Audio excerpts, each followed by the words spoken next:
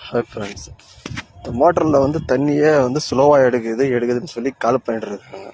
சரின்னு சொல்லி வந்து பார்த்தா மேலே தூக்கி பார்த்துடலாம். சிஆர்ஏ மோட்டர் தான், நல்ல கம்பெனி பிராண்டு தான் போட்டிருக்குது. சரி என்னதான் இருக்குன்னு சொல்லி எல்லாம் மேலே தூக்கி போட்டாச்சு.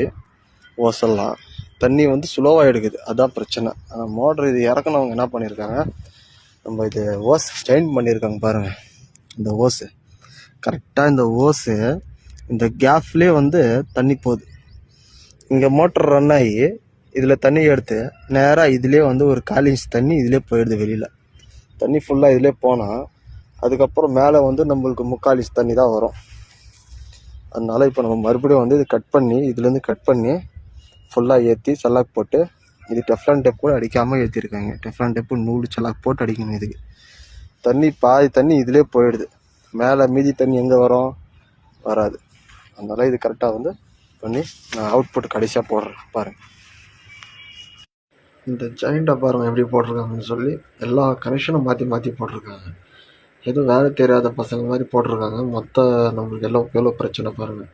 அதுக்கப்புறம் எல்லாம் போட்டு ஃபினிஷிங்கில் பாருங்கள் எப்படி தண்ணி எடுக்குதுன்னு சொல்லி. கனெக்ஷனும் தப்பாக போட்டு விட்ருக்காங்க. அந்த ஓசஸ் ஏரியா ஏற்றல.